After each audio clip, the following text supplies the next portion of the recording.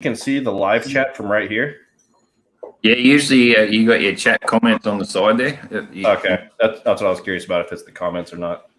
Yeah, you punch that comments one, and then it's all good. One, that's probably me, probably yourself. I'll pull it up too, just to be on the safe side. But yeah, we'll have a go for a minute first. But yeah, like, I was way back when I was 5 or 6, like in Canberra growing up with my brothers. Used to make billy carts and all that. We had a sort of bit of a good skateboard hill, and then it'd go down and end up in the cul-de-sac. So we had you had the bearings, and you got the engine bearings or wheel bearings, and you nail them onto the last back seat where your billy cart was, and you use that going down the bitumen road, and it'd leave white lines and sparks and white lines all over the bitumen as you're going down the hill. By the end of the day, there's just fucking white lines everywhere. But yeah, man. That was always good fun.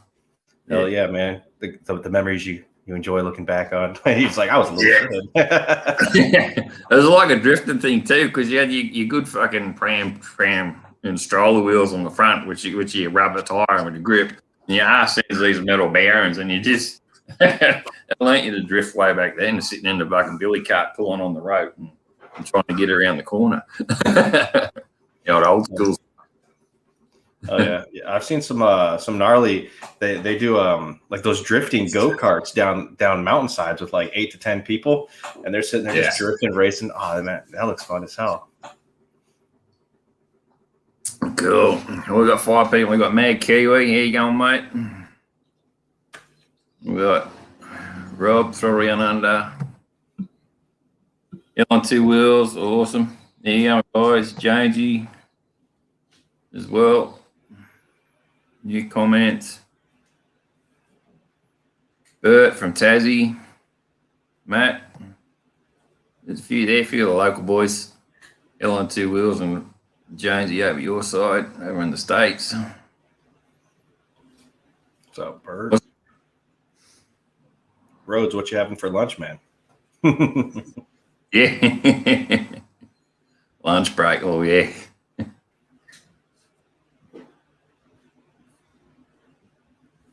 All right.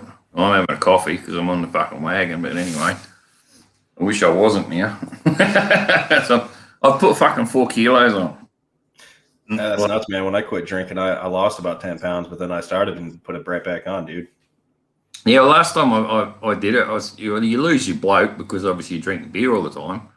But to supplement fucking drinking, I'm drinking orange juice like fucking 3 liters at a time, and eating fucking dried fruit and sultanas and fruit and whatnot, and I just put kilos on because I'm too busy. I know, trying to do another habit, I guess. It's just fucking working. Yeah. I miss orange juice, man. I can't do that shit these days, dude.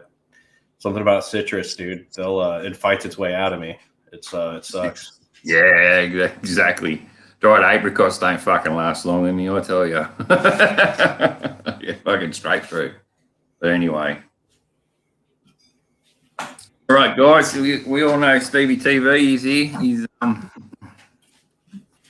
a well-known vlogger, and not only that, lately I've noticed, and you've been art sides coming out of you, like your airbrushing and all that, and all that as well. That's pretty cool. But were you a tagger and a sort of a graffiti artist back in the day?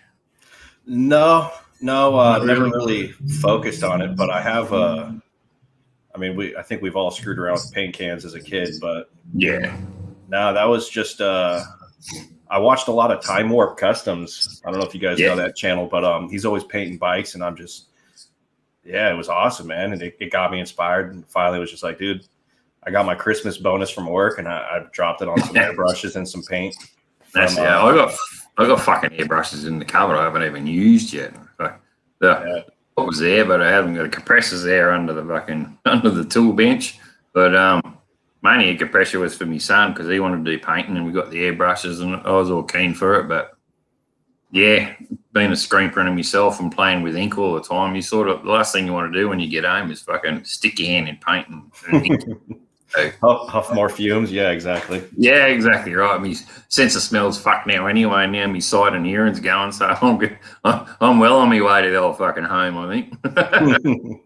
Now's the time you kick it up and have fun on the way. Well, that's exactly right. And I don't want to fucking spend my time in the garage and all that, where I can be out riding and four-wheel driving and all that type of stuff. But yeah, I'll get back into printing shirts one day because I do want to design my own. I sort of got one half done, just haven't got the stock to do it. Yeah, I've wanted to dive into the whole screen printing thing, just because, I mean, as YouTubers, it's kind of, it makes sense to, you know, work on our own merch, but that's one thing I've never been able to wrap my head around. Yeah, no, well, that's the best thing I did in art at school. Like, at school, you have to choose your electives, and I chose fucking art, agriculture, and I couldn't think of the other one the other day when I was talking to Dad and Mad and Soph. The other one was actually tech drawing. I was doing tech drawing, and the teacher I had back in the day too was a fucking asshole, to put it fucking politely. But I'd have two teachers' kids in my class, and they do their perspective drawing and all that, and they'd be pulling fucking 90s and 85s and whatnot, and I'd be just scraping 65, 70, 75 and all that, and I'd be trying my ass off. Then I got to the stage of, I'm going to try something here. I was fucking around double period, and I knocked this drawing up in about 10 minutes at the end of the period, and I still got me 65, 70. Whereas before I was trying my darndest, keeping it clean and doing all the lines correctly, and I still get the same mark. So I got to the stage when tech drawing, I just go there, fuck around and play cricket with a T-square, and then when it come to the end of the fucking period, I'd just knock up the drawer and give it to him, because I knew I wasn't going to get any more than what I usually get anyway, and that's how it was. If he was a prick and just give me the same score all the time, so it didn't matter if you tried or you didn't try. Yeah, that shit's. I was watching this video from this dude named Struthless, and he kind of went on about how he quit drawing for 10 years because he had a cunt of a teacher that just, he was all pumped about drawing all this stuff, and you kind of gave it to him, and he kind of just nodded, didn't even give him any. It's like, that kills your drive, man. Like, as an art teacher, it does. Yeah, exactly. You should be telling everybody, as much as it sucks, dude, somebody's out there gonna like it, man. Yeah. I don't know. That sucks. But either way, that's cool. Right. And like I said, I did art, and I loved art. Fucking, just, I don't know, I was sort of a good drawer as a kid. I'm fucked now, because if I was that good, I'd be a tattooist, but I can't. Yeah, I tried. My legs will tell you that story, but But with art, like, the best thing I did at school in art was screen printing, and I knocked up an old fucking Go the Rat t-shirt, like motocross logo and all that on it, on this shirt, and then everyone in the class wanted me to do one for them. That was only with a flop stencil with the paper and the stencil knife, cut it out, glue it on the back of the screen, and then hope it didn't move when you did it, and lined up two colours, and it worked pretty good. And yeah, then a mate, his dad had old screen printing shit in his back garage, and I actually bought that off him for some price. It was only fucking $50 or something like that, but I was even doing it at home on the side, just for way back then at school, just to keep with the whole screen printing thing. And then, well, I want to be a panel beater spray painter, really, by trade and that type of thing, because I love cars and bikes and all that. But I had a camera boss back then too, and I lost all drive, like you were saying, and I ended up fucking around a TAFE course and went to look in the paper, and he's just ad in the paper for a screen printing apprenticeship, where I didn't even know it was an apprenticeship. Applied for it, got it, and yeah, well, fuck, I've been doing it ever since. But it's weird how shit pans out. Like, all my life I wanted to do cars or paint cars and do murals and spray paint and panel beat, and end up still on the artist side, but just do the whole screen printing thing. Yeah, it's funny you bring that up, man. I totally forgot about this until now. But even, man, going back to have I ever spray painted or done that shit, I used to actually make stencils and spray paint onto hoodies, and I completely forgot about that, man. I used to make knockoff Doors merchandise, man. Yeah, exactly right. Like, well, back then copyright fuck wasn't even around, and this Go the Rat logo on this white Bonds t-shirt, and fuck it, look, I was picking out like the trained eye, you pick a few couple of faults, but like all the kids say, "Oh, fuck, that's sick," you know, fluoro pink fucking and logo, and then the black rat, Go the Rat on it, and the big rat logo on it, and they loved it, and they wanted one. So yeah, right. I thought, hang on, I could fucking make a bit of coin here, but yeah, sort of. Oh yeah, hell yeah, man. Side hustle. Yeah, exactly right. But it didn't go too far because, but yeah, it was sort of. You think that way, that's for sure. Right, we'll start these questions and get it sort of rolling. Number one question is... What's up, Scouse? What's up, JT? It's just a simple one. Yeah, what inspired you to do your YouTube channel? Like the first thing, what inspired you? Dude, it's always kind of embarrassing to say this shit, man, but man, when I first started riding and all that jazz, I would watch people like just to kill time, like Snowcat and Moto Madness, man. And I live. Yeah. You've seen my content, man. There's weirdos and dipshits all around me, man. So I was just like, dude, I got to start recording these people that fuck with me on the daily. So I started off like that, and then I got my mic set up, and I just started vlogging and shit, man. And it snowballed from there. No, that's the way. Yeah, like same thing. I was with a fucking, like I said, social club, and was with them for 15 years, and chucked that in, and then I had nothing to do, and I seen Adam Sandoval just mainly watching his videos for the country, like looking at America and all that, and I was like, I can do that. So I sort of did it for the scenery and whatnot of the world, and then reason started mine is also like to store it, like photos and videos, like put it in your file. You take pictures and they're in the photo album sitting under the stairs and you don't see them, but with this, it's sort of in the catalog and you can watch it. And it's always kind of a trip to go back to some of my older videos, and it's just like some of them I still, kind of shot. Oh crap, I actually did good on this one. Some suck, some don't, and like some surprise me. It's like, hell yeah, man. So yeah, it is nice having that.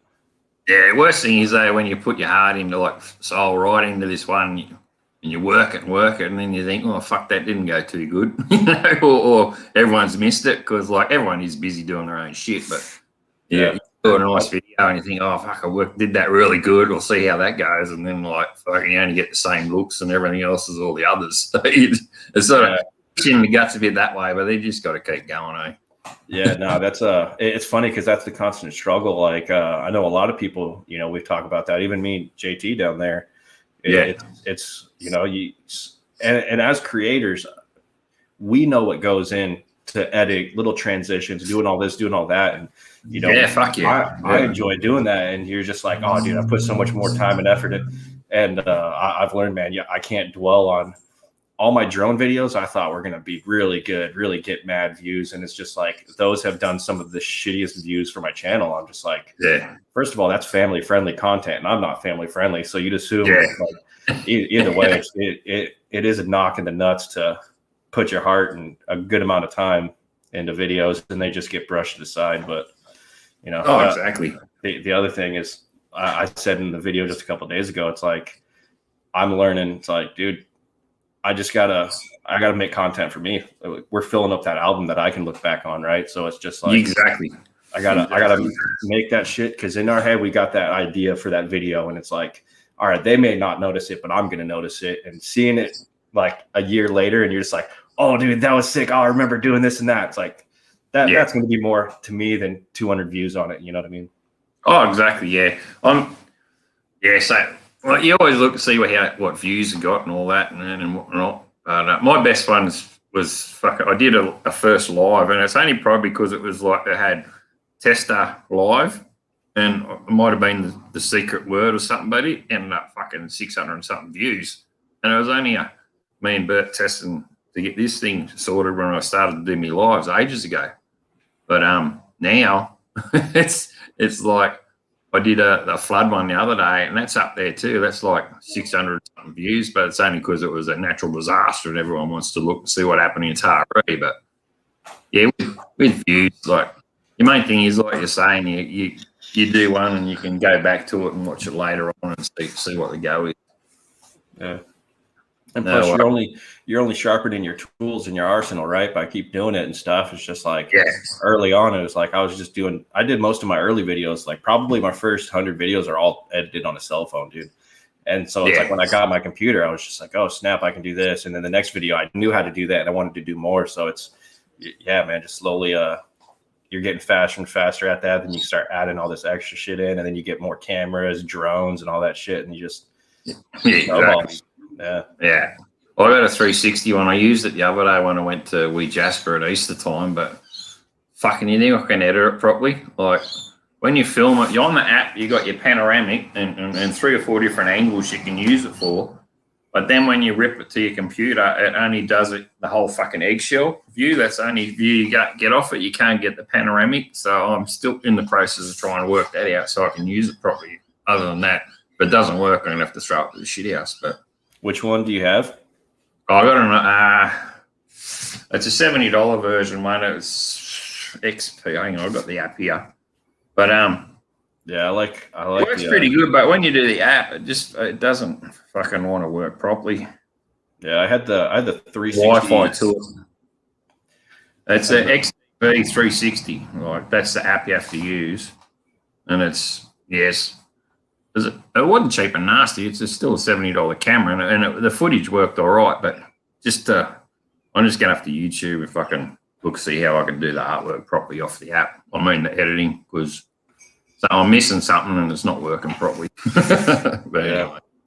Yeah, I think I've gone through 2 360 cameras, and it's the same thing. It's like you got to do all the editing in the app.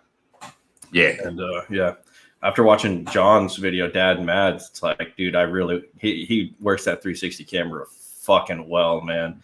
And I've been seeing a lot of the TikTokers, man. They don't even motovlog. They just slap the 360 camera to their handlebars and they go riding. And the way they work it, it's just like, man, it's clean. Yeah, I just seen that the Moto Blonde today. She did that Babes Ride Out. She put one on earlier today. She's got the 360 camera on her hangers, and she's got hers down pat. Obviously, it's a GoPro one. I think it's like it's $300+ one or whatever. But yeah, it's pretty sharp, and obviously they got the editing down pat. And like Dees, he was one of the first 2 to use it as well. It's pretty switched on with editing, but yeah, I'm doing something wrong. I just have to fucking work it out, I guess. One thing I learned early on, man, is those name brands, those big cameras and mics and gear, they're fucking big names for a reason. And I started, exactly. It's like, oh yeah, I'm gonna go get the $60 drone. Yeah, it's $60 for a reason, man. Yeah, exactly right. It's going to be crappy quality. It's going to be hard to edit. It's going to be this. It's going to be that. And then you just I started using Adobe. Yeah. Obviously, this one works all right, but obviously the fucking whole editing's a hard bit. And I'm looking at it. That might be the fucking downfall, the Achilles heel to it. So we'll see what happens. Okay, next question is, what other hobbies do you have not bike related? Horror movies. Hobbies, yeah. Horror movies, yeah. Like just watching horror flicks. Video gaming. I got my salt tank. I used to skateboard a lot, but I've kind of once we moved, I've got no buddies that skate down here, which killed my weekend crew to skate with. So I kind of just sit on the couch, man. I'm a homebody, dude. If I'm not like watching movies or gaming, fucking, it's hard to think of what else I'm doing. And obviously, painting and all that as well. Now that you sort of doing. Yeah, I've been obviously you've seen that cartoon and shit. That's been taken up quite a bit lately too. I have a bad habit of picking something up and going hard on it for a month and then moving on. Doing something else, yeah.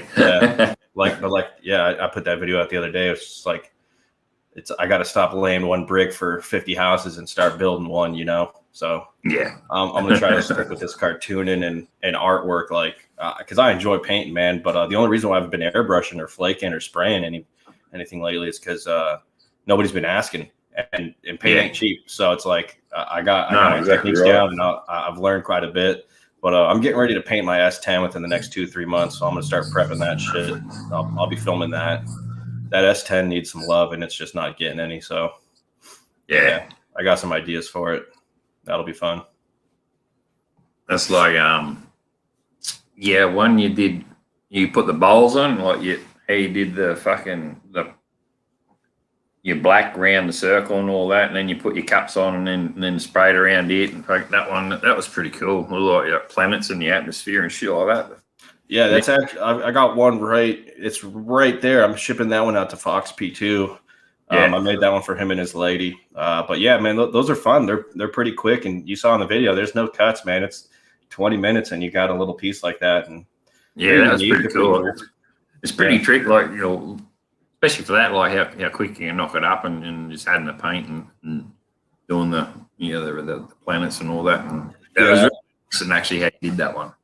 Yeah, I have to give credit to this dude on TikTok, man. I forget his name. It's Casey something, but he's pretty well known for doing that. And I saw it, and I was just like, I needed something over my wall, over my fish tank, and I was just like, you know what, screw it, dude. I got these canvases. We're gonna give it a shot, man. And so I went and I picked up like 6 $2 cans of spray paint. I knocked it out. I even made a little video and gave him a shout out. He gave me a follow back. I thought that was pretty cool, but I always feel like I got to give credit where credit's due, you know? So you always get inspired by shit, man. And it's like, you have somebody in the comments just like, oh, so-and-so did this, or you stole that from, it's like, you can be inspired by other people, man. I just feel you got to give them credit, you know, give credit where credit's due, you know? Yeah, exactly right. The next one, it's easy one. It says, when did you learn to ride a moto? Like what age and all that? Man, I've been on and off bikes. I wouldn't say my whole life, but at a young age, you know, we had mini bikes and my buddies had dirt bikes, and, you know, we were always on bicycles and skateboards and shit. But it wasn't till probably about, I don't know, like maybe 7 years ago, maybe 6, where I got like my first actual like street legal bike, where it was just like, all right. I ended up having it was funny, dude. Like, so I think I've told it in this video, but my wife bought me a 69 Volkswagen Beetle for $300 for Christmas one year. And I had that thing for like 8 years, man. I loved it. And it finally caught on fire in the midst of driving it. And so, you know, I put it out, I rebuild it, I, you know, do all the rewiring, and scared the shit out of me to the point where I was like, fuck it, dude, I'm going to get rid of it. So I sold it. And then I went and I bought a 73 Chevy C10. And after about 6 months of owning it, I was like, dude, I'm going to see if I can trade this on Craigslist for a motorcycle. And sure enough, dude, somebody traded me outright for a 600 Kawasaki. So I rode that for about six months. And I was like, I need something bigger. And that's when I went to Harley. Dude, Harley, I give it to Harley, man. They gave me more than what I bought that bike for it. Like, I was blown away. They're just like, oh, well, we'll take a trade in. I was like, how much are you going to give me? When they told me, I was like, done deal, dude. And I walked out with my 83. Sweet, finest, exactly right. Yeah, I was like, all right, sweet, man. I wish I would have kept it now for the wife, but I mean, we're here now. Yeah, it's it. No, it's so you started riding obviously like trail bikes and all that when you're young kid and all that, but 7 years ago, your first street legal one, yeah. It's kind of weird too, because I don't know. I always feel bad talking shit too, because it's always like you see people and it's just like, man, just get it, dude. Why don't you get it? Like, just it's like, I don't know, man. I guess some bikes just aren't for some people, man. So you see people on the wrong bikes just struggling hardcore, and then you see people on the right bikes and they get it like that. You know what I mean? So it's like, exactly. Luckily, I feel like I luckily was stupid enough to fall into it right. Start a small bike, move up bigger, move up. Now I got my street bob, and it's like, that's where I fell into a pit surfing. Like, we found a surfboard on the side of the road, and it was a good thruster, 6'2", like good surfboard, and hadn't fucking learned to surf at all, and just jumped straight on fucking, you know, the sports bike type of thing to go surfing, like the U fucking thruster surfboard with the cover and all. And I could stand up, but the wave had already gone, and I'm already in the whitewash, and I just couldn't steer it properly. I might have been too big for it. I should have just learnt on the old fucking plank like they all do, and then step up each board, same as your bike, small bike, and step up, but I didn't. And then I got sick of that and just went fucking esky the boogie board and went surfing that way, and got right into the suck zone and enjoyed that more because it's a bit more risky. But yeah, I wish I surfed more, man. I grew up in Southern California and never surfed, man. I skated, but I was like, I don't know why I never picked it up, man. Something I wish I would have done for damn sure. We boogie board and body surfed, but I'm curious, man. Since you're a surfer, have you ever heard of the wedge? The wedge, I have heard the wedge, yeah. Yeah, that's where I grew up at, man. That's where we'd go and stuff. It's funny because I never knew it was a big thing, and I was talking with this dude Mandelium I used to skate with, and I was sitting there talking about how the waves broke right on the sand, and oh yeah, it's right next to this jetty and all that shit. And he's like, the wedge? I was like, how the fuck do you know about that, man? He's a huge surfer and knew all about it. I was like, oh man, that's kind of cool. But yeah, I was kind of like throw that out there. It's like those are the waves I grew up on, man. Yeah, see, it's like there's waves. Yeah, there's a lot of breaks everywhere up the east coast of Australia. So you live on the coast, you still have a board, but I tried to start surfing when I was sort of 13, and I already knew how to ride a bike at 6, and you do get the same buzz of riding a bike, so it's just easy to fill the tank up, jump on the bike, turn the key, or kick her over, and away you go, and you got that buzz straight away. Whereas surf, paddle out, fucking wait there in the cold water, and fucking hope you don't get eaten by a shark while a wave comes, you know. So yeah, that's another thing. Dude, open waters, even though I enjoy them, they do scare the shit out of me, man. That fear of unknown, you know what I mean? Like that weighs on you, you know? It's like, I feel like you gotta have something special in your brain to block all that shit out for damn sure.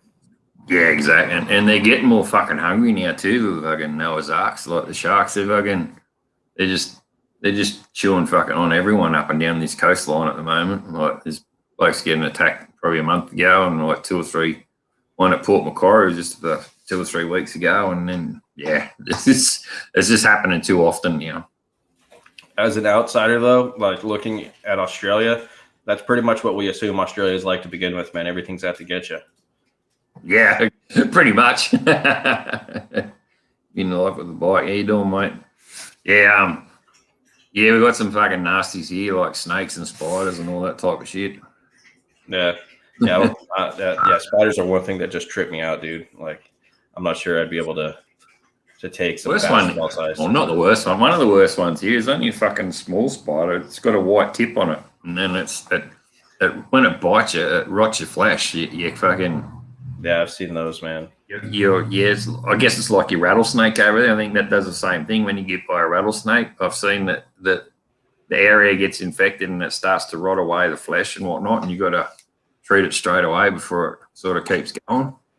Yeah, dude, I forget. It's burned into my memory, but I don't remember where I saw it. I want to say it was something like, it couldn't have been Ripley's Believe It or Not, but it was something like that back in the day. I was probably like 10 or so. And somebody got bit in the stomach. And by the time they were able to get from where they got bit to the hospital, it already rotted about 2 inches deep. And they used like some sort of like human style silicone to like fill the gap in, and because there was no coming back from his wound, man. So that's how instead of like sewing it up, they had to fill. Oh man, that's been burned into my memory and stuck with me ever since. I'll have to try to find that. I'm sure that's going to be really hard to Google search. Silicone stuck in a 2-inch hole on a human body. There you go. Blip. You got 3 silicone breasts and all this other stuff there. If I can link you to. We've got some nasty critters and all that here. Another one was obviously the funnel web. That's pretty severe, that one. If that bites you, only got fucking 4 seconds or so. Dude, you know what? 4 minutes or something. Yeah, it is fucking pretty nasty, them ones. Dude, I don't even remember seeing the full movie, but I saw something when I was a kid. I think it was, what's the Star Trek movie, like Wrath of Khan? Where they like put like an earwig, or they put something in somebody's ear. Oh, earwigs, yeah. Dude, that fucked me up as a kid too, man. Yeah, creepy crawlies, man. I'm not a big fan of them, dude. But that stuck with me too, man. That just especially when you get pissed at a bike rally and you crash out under a tree, then you wake up and you got fucking ants crawling over your head. You fucking like see someone. It was a car show. I went to a car show once, and I woke up. These fucking ants crawling around me. Like, you wake up straight away. You probably only been to sleep fucking half an hour, but you wake up real quick, I tell you. Yeah, dude, shit, man. Where'd that come from? Yeah. think I've definitely woken up at least 2 times, if not 3, to having spiders crawl across my face, and it's just like you kind of just brush your face, not thinking anything until you like actually grab a handful of something, and you're just like, oh no, nah.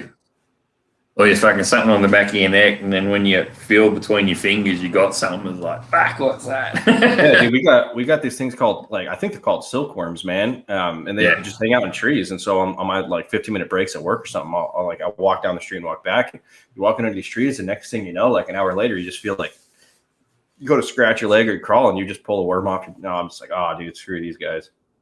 And they're small too. They're nothing like crazy, but just that feeling of something crawling all over you, man. It's not fun. Exactly. Okay, number 4. This is a drone one. What's your drone experience you've encountered, and favorite band movie you've seen live?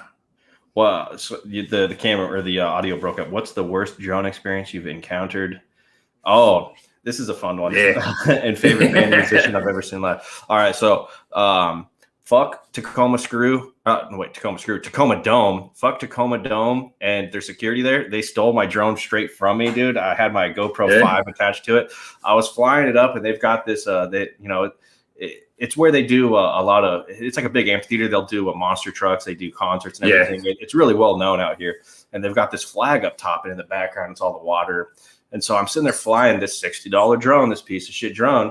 And I'm sitting there, I got my GoPro super glued to it, and the wind starts taking it over the other side, so I can't see it. So I start hauling ass. And it just so happened to be the same week that Michelle Obama was doing, like, it was the week before Michelle Obama was doing a speech there. And so they had all this catering coming in, and they had all this shit. And so I had the little GPS on my controller, and I'm sitting there just like, when you walk around, it beeps the closer you get to it, right? So I'm sitting there and I'm just like, hey guys, it's like right in this little area. I know it's there. Come on. And they're just like, can't get in here. No. And they just gave me the runaround. They told me that I was breaking the law. They told me you crashed it if you crash into the dome, it's a federal offense. It's like flying a plane into the World Trade Centers. And he was intimidating the hell out of me, right? Because it was just my first drone. And I just like, all right, man, okay, whatever, all that sucks, but can I please just get my shit back? It has my GoPro with a lot of, stuff on it. And they refused. And, years go by, and not even years, like weeks go by, and I start doing all the drones, all the laws and everything. And I'm just like, that guy stole my shit and blew smoke up my ass to scare the hell out of me, man. So, Tacoma Dome security, you're a cunt. Exactly. So there's that. And then favorite, I've had a couple of really lucky experiences music wise, man. I've seen DRI a handful of times live in person, and those guys are just like one of my all-time favorite bands, man. So to see them live was pretty cool. Dayglow Abortions, I'm not sure if anybody's ever heard of them. This is a terrible story, but one I will always tell everybody. But Dayglow Abortions is like the Canadian version of DRI. And they, like, after 20 or 30 years of not being allowed to come to America, finally got their green cards. And that Dumb Guy Productions. Oh, yeah, man. But, yeah, finally, after them finally being able to come out, Seattle was their first spot in their, like, statewide or their countrywide tour. And, dude, they got so shit-faced they couldn't even play.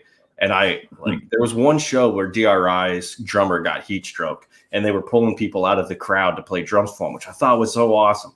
And I told myself, if I ever come across a situation where a band can't play, I'm going to get on stage and I don't give a fuck. I'm going to play the guitar. And sure enough, dude, they're too drunk. And one guy gets up and he plays guitar for him. And I'm like, this is my fucking moment, man. I get up, dude. I was so shit-faced, dude. I got booed off stage, man. But it was so cool because that dude, he sat there, was hanging on me, just like Cretin, the fucking lead singer and guitarist, just sitting there hanging on me, just smiling, laughing in my ear, gave me a pick and all that shit. I had one dude buy me a beer after because I got on stage. But that was a pretty cool memory, man. I totally fucked up. But, dude, it got to the point where the bassist was just putting his instrument away, and he was still just sitting there trying to play guitar. And it was terrible because it's like my second, third all-time favorite band, and you finally get to see them live, and they couldn't get 2 songs in, man. But that's a good memory to play, dude. And then British Invasion 2K6. If anybody YouTubes that, it turned into a riot.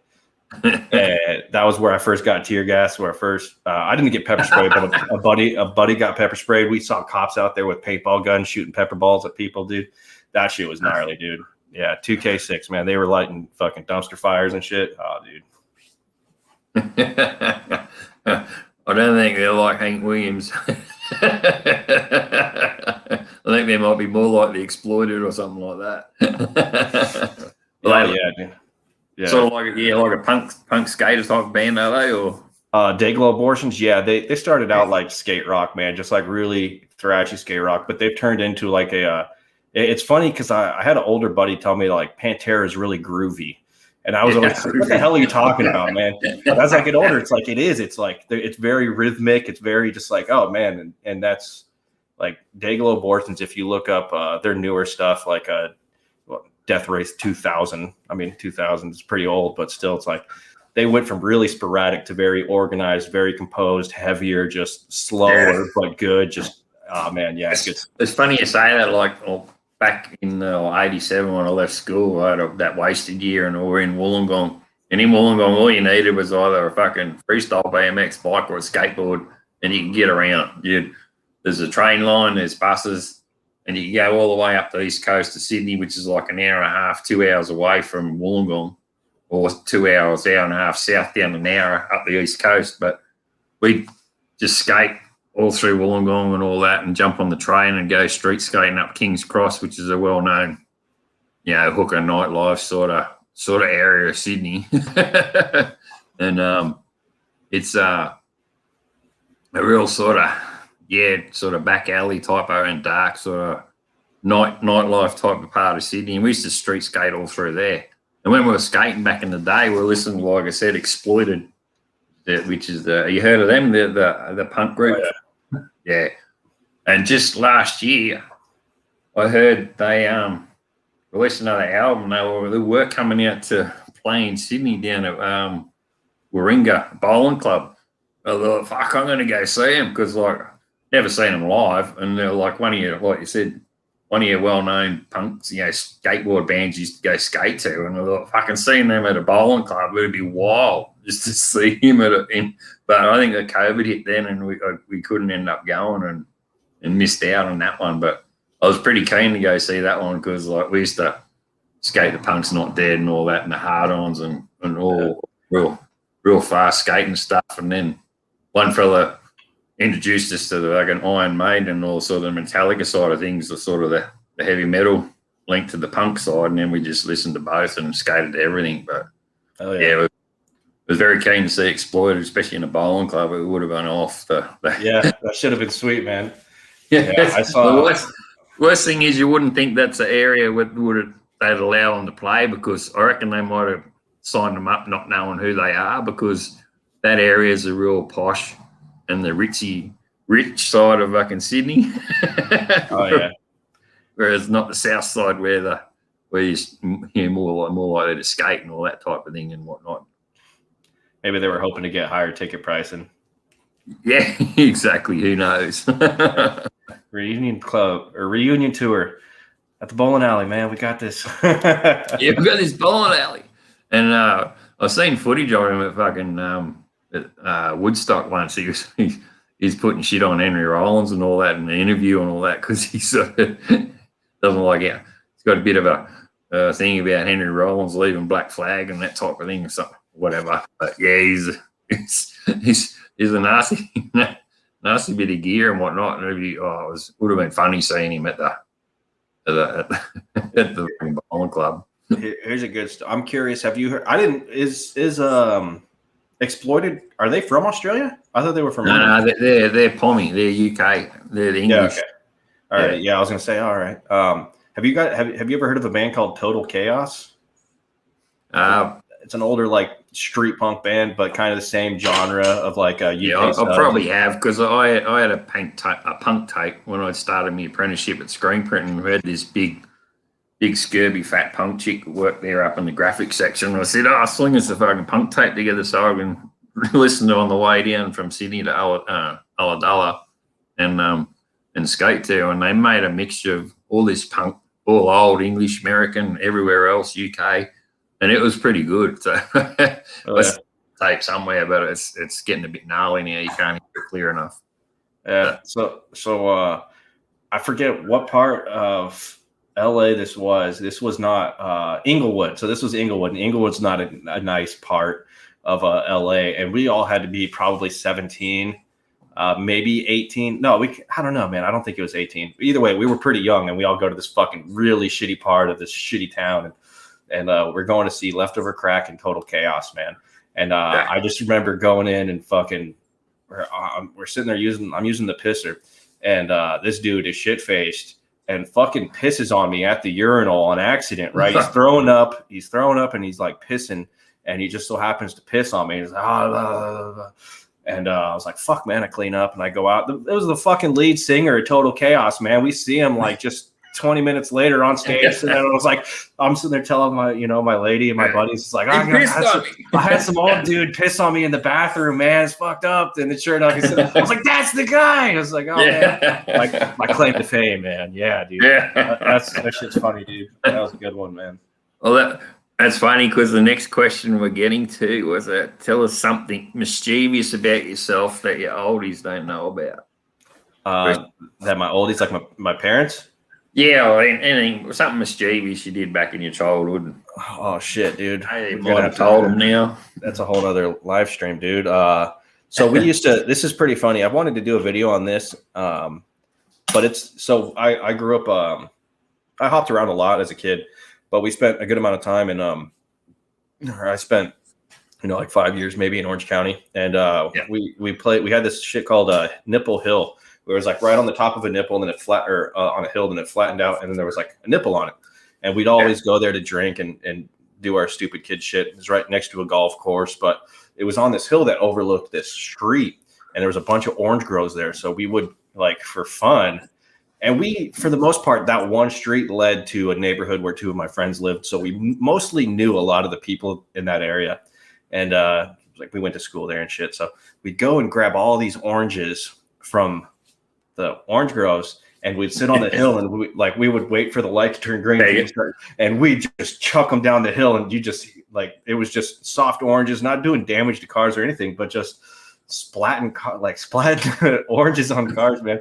Or you'd see somebody hauling ass up the street, so it's green light, and you chuck it, see who can hit the car off the car. And oh man, that shit, believe it or not, is really fun, dude. But we had some, some local kids, some older kids at high school knew that we do, and they chase sometimes. We had cops called sometimes. And then this one dude, Doug, man, this guy got arrested. He ended up getting arrested in the Brea Mall for having pipe bombs in his backpack. This was not a friend of mine. This is a guy who approached me at a stoplight because I had an electric scooter or a motorized scooter. And he was like, dude, I can motorize a bicycle with the motor off that scooter. I was like, let's do it. And so I followed him back to his house and we fucking did this whole bicycle up. This is this dude was welding in his living room, 19-year-old kid. I was like 17. This guy was gone. And so he'd show up to my house. He found out where I lived. But either way, he follows us out oranging one time, man. And we're sitting there throwing oranges. And all of a sudden you hear this crack. And he's like, I nailed him. And I was like, what? He's like, yeah, I nailed the car. I was like, what'd you hit it with? He's like, I threw a rock. I was like, nah, dude. That was like a oh shit moment, man. That kind of ruined it. Because all up until there was no vehicle damage, but that dude was out of his mind, man. Well, that was one, man. Fucking beer runs. I think every kid does beer runs, dude. I smoked a bee once. I don't think my parents know that. We were drinking at this ditch that we hung out in a big dirt field, and dude, my buddies told me they didn't think I'd do it, so we caught this bee. We were sitting on this couch out in the middle of the field, and we caught a bee, and we put it in a little bowl. Fucking torched it up and smoked a bee, dude.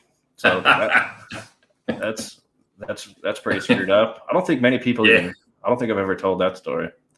But we've done some like I think everybody says it, man. If cameras were around back in my day, I'd be in prison for damn sure.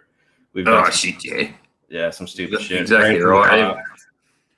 Way back then, we're lucky they only had payphones and shit because you had to go and find one and hope they had a handle and hope the coin thing wasn't jammed up with anything to make a call. So these days, everyone's got a camera phone and whatnot, and you get fucking lumbered for anything. Yeah, dude, you got some guy across the street already. Somebody like me already recording weirdo motherfuckers, and then that weird thing happens, and you're just like, you're viral, bitch. Yeah, exactly. yeah, exactly. But Man. Back in the day, like, you're lucky they didn't have fucking phones around then. They're like, my first cell phone was one of those Nokia bricks that was like all green background.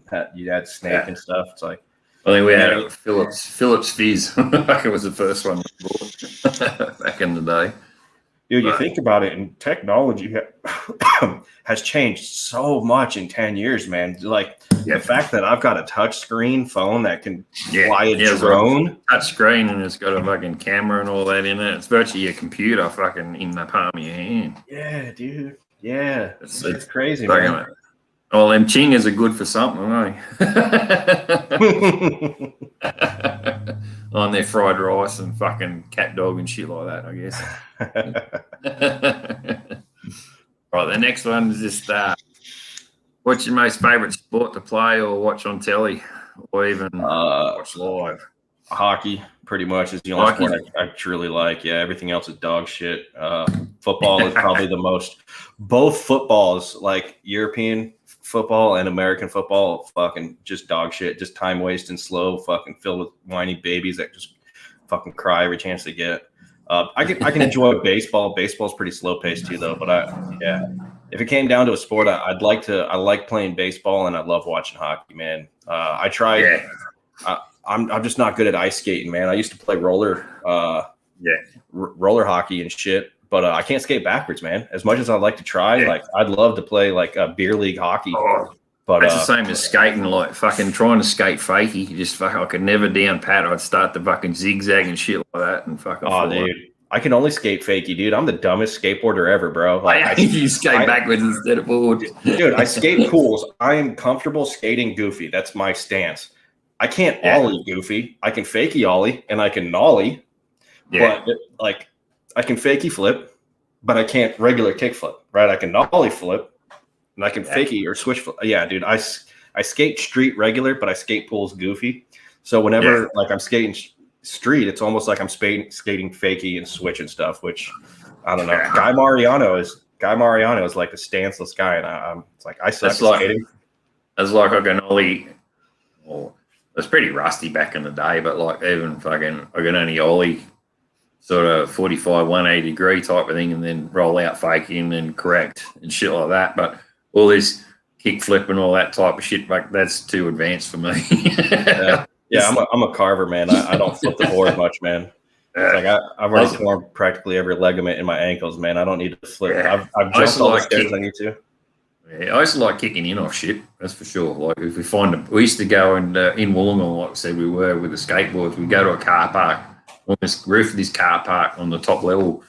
There was windows, but there was a bank on the roof. It was a concrete roof, and like from that side, you had enough to use it as a bank and use it as like a bit of a half pipe and skate and fuck around for an hour or so. So we did that quite regularly on a Thursday night and got chased by the security guards as you do and whatnot, and and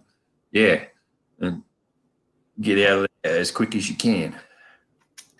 Skateboarders are well, I can't say that now.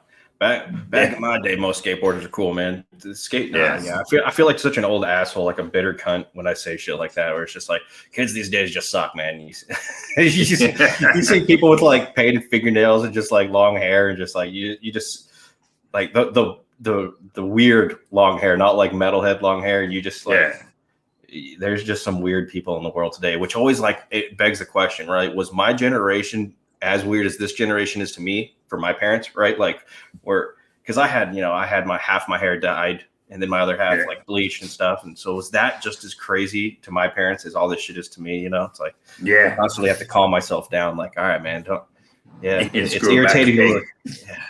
They're still good people, man. They're still good people. They're just fucking weird. I know kids of the day that still don't have respect. There's one at work. I had to pull his head in the other day. He's a little asshole. Anyway, it's the next one. Okay, this is what celebrity does it for you? Who you wouldn't kick out of bed if they farted?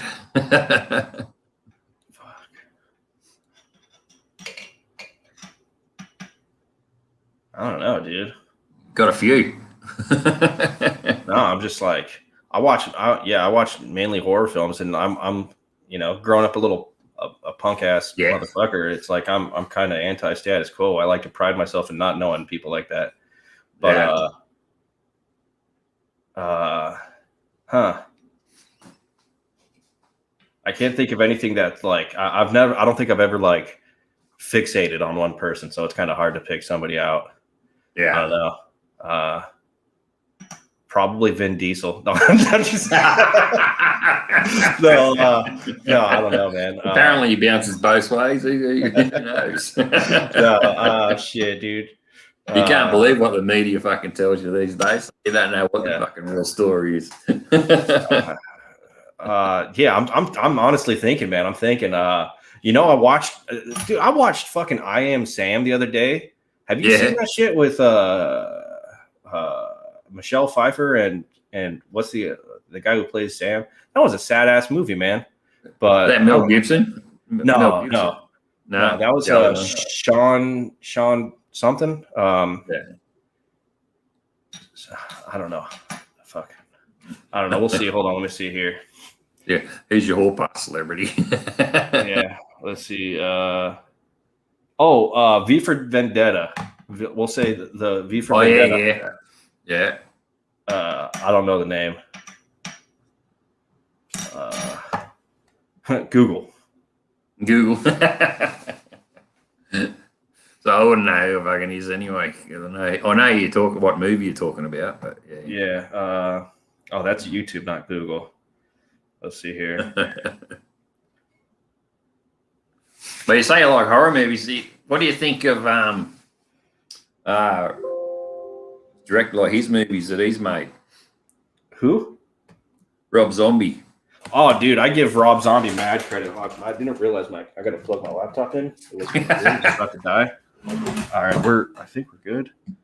No, we're not. No. So Rob Zombie's actually, I'm not a.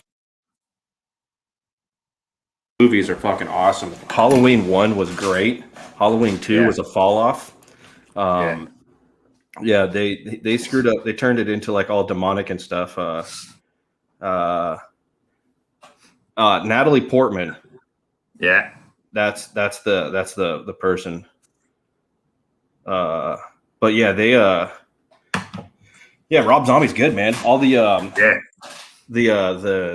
House of a Thousand Corpse, and what was the other one? The fucking Devil's Rejects. The Devil's Rejects was good. That ending is choice, man. So good. And the last one even was a three from Hell. That one kind of it was a decent story, but it still was just kind of it wasn't as good as the other two. I feel like it's just to finish it off. I think that's all. Yeah. Which I don't remember how it ends. I think they kind of left it open ended. Did it, or did they all like spoiler alert? Did they all die in that one? Because I thought they had the shootout where like even the little dwarf comes running out. Well, they had the shootout at the end because like that was the three from hell. That's the one where they were holed up in the house and they were down in Mexico. Had the governor or whatever there or fucking of the town, and they were sorting him out with Blake with a mustache and that. Yeah, dude, I think they should have left it with the Devil's Rejects, man, because the way it ends, like, free bird playing, them just cruising in, getting shot up. You're just like, dude, that was heavy, man. Yeah. Star Wars. I've only seen the very first Star Wars. I've only seen one.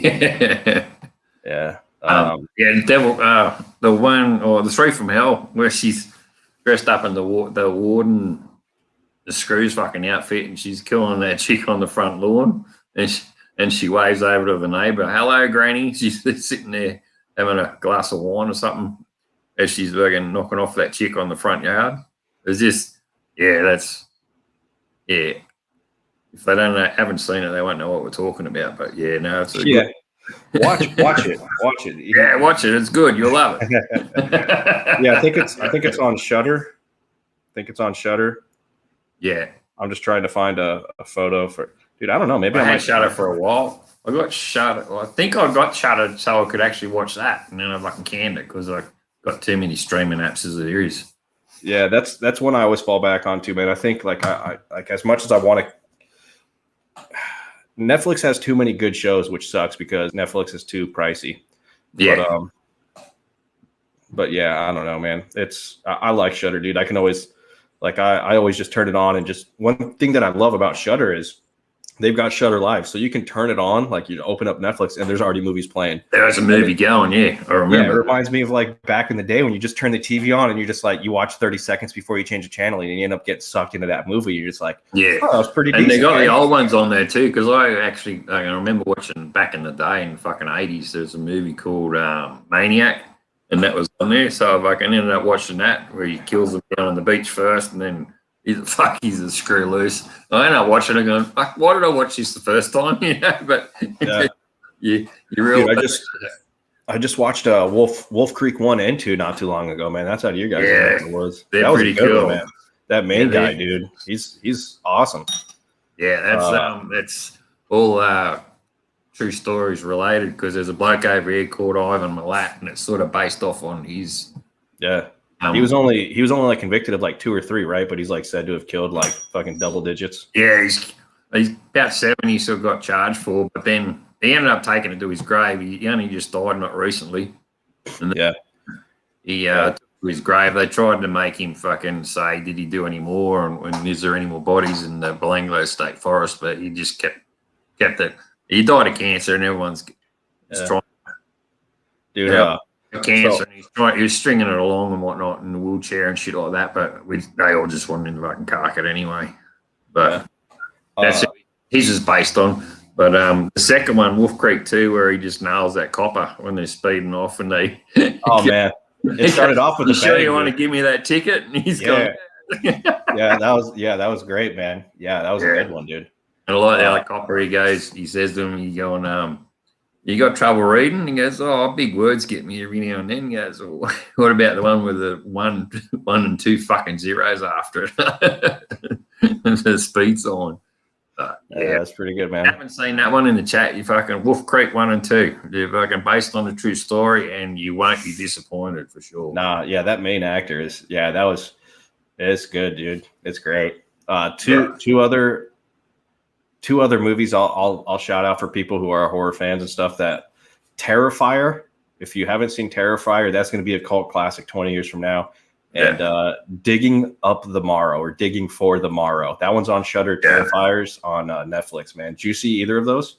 I haven't heard of them ones. Yeah, dude. I believe Terrifier is still on Netflix. You got to watch it, dude. It's based around this dude named Art the Clown, and he is the best horror clown I have ever seen in my life. That is one twisted fucking movie. Yeah. And dude, I don't want to give any spoilers away, but it's just, he is hilarious, and he's just ripping people apart, man, and he's having a good time doing it, man. It just makes he's very good, man. It's a great. If you like clowns, don't watch that one.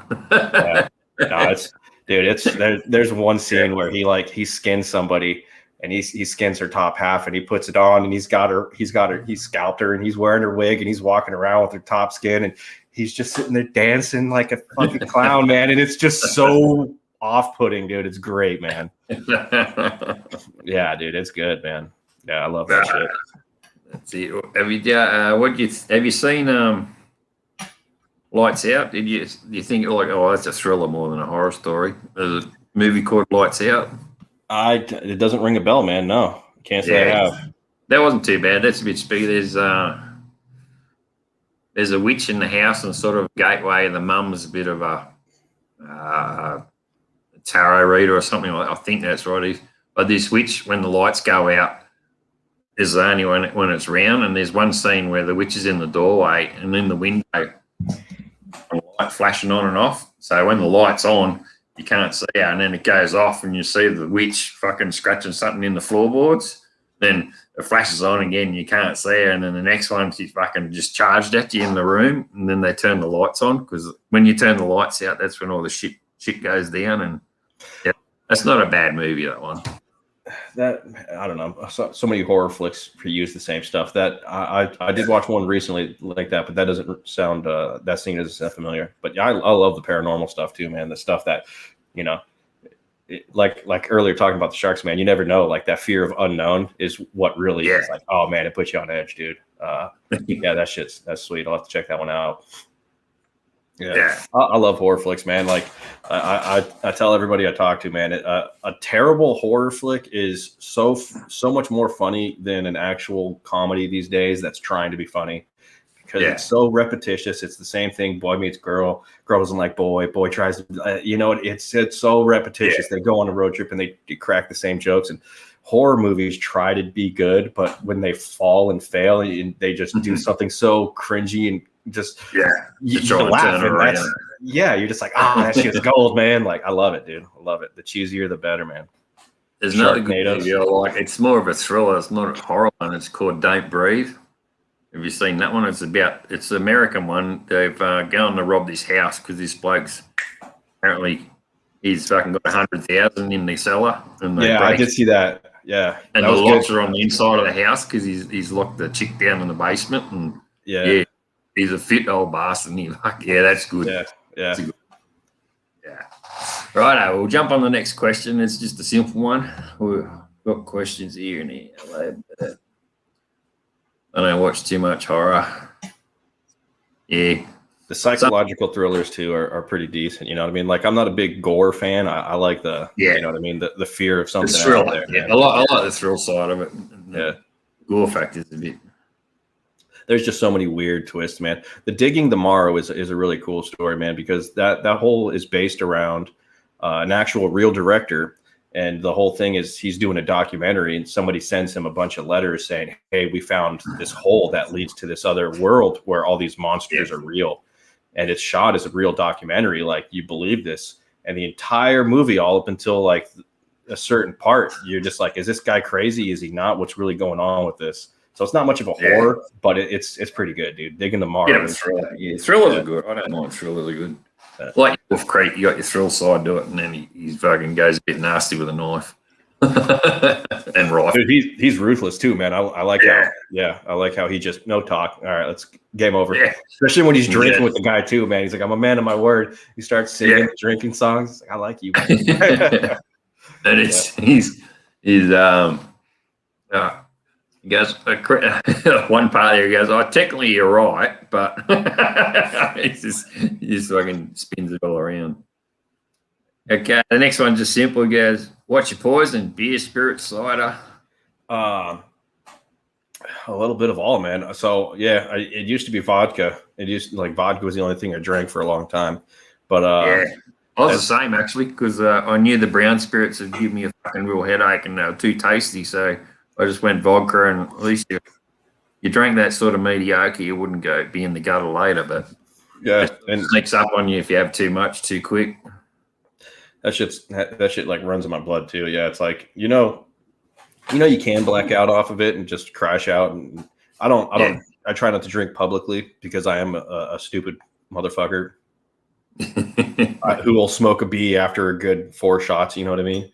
But yeah, no, that was my go-to. But then it just started giving me like mad heartburn nonstop. So, I switched to the beers, man. But lately, dude, I've been digging ciders, man. I mean, they're nice. You get a somewhat of John like that and Madden over there being in England and all that. Ciders are real big, and their ciders are real fucking a lot stronger than the beers and that are usually. Yeah, John's been brewing his own too, man. Yeah, that's kind of cool. It's always interesting.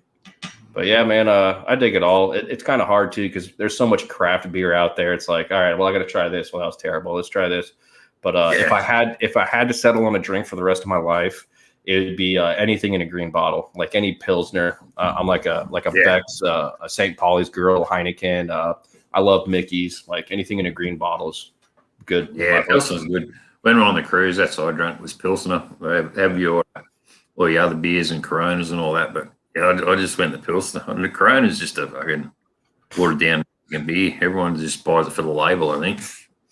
Dude, it's funny, man. My lady makes fun of me all the time because, like, when I order a Corona, it's like, give me a lime and salt, dude. I think Corona is one of those like fancy beers where it's just like it tastes better with salt and lime. Certain beers do. Yeah. That's some of those like hot summer days, man. You just can't beat that shit, dude. It's funny to say that when we're on cruises, I'd say I'll have a Corona and no fruit or no lime, and this prick fucking put a lemon in it. And then he give me the next time I said no fruit. So I squashed the lime in the fucking receipt and give it back to him and said, "Here, fucking." I said no fruit. Jam it up. Fuck yeah. Hell yeah, man. Yeah. I get my balls busted all the time, dude. Especially like when me and my lady will go out to drink, because dude, I drink some fucking what people would call girly drinks, dude. But I don't give a shit, dude. They're alcoholic. They taste nice, good, yeah, dude. There was always in vodka. Like vodka's pretty. You can mix that with anything. I got to the stage there I was drinking fucking nothing to drink it with, so I mixed up cordial and fucking put the vodka in the cordial, and I had to label that bottle so the kids wouldn't fucking drink it and stick it up the back where they couldn't reach it. Yeah, dude, our go-to was vodka cranberry, man. Like, yeah, that's my shit, dude. I love that. Then Greyhound's the vodka cranberry or vodka grapefruit, but citrus, man, kills me. So exactly. Grapefruit and vodka. That's lush. It's if you don't like grapefruit juice, then obviously, you won't have it. But I love grapefruit juice and like, dude, on a hot day, having grapefruit juice with vodka in it, it's a duck's go. It's so fucking nice, dude. When we a while back, you know, me and the lady go out and to the bar and stuff. She'll order a beer, and I order a vodka cranberry. And they come down and they fucking sit the cranberry in front of her. They give me the beer. It's like, gotta slip that. You got it wrong. Yeah, dude. That's 2020, man. Yeah, what are you doing to me? Get with it. Yeah. What are you doing? Assuming that drink's gender. That's funny, dude. Yeah, good stuff. Exactly. Next, what's your go-to hangover brekkie and favorite Sunday brekkie? Oh man, dude. I think you can't go wrong with like just a full breakfast, dude. Yeah.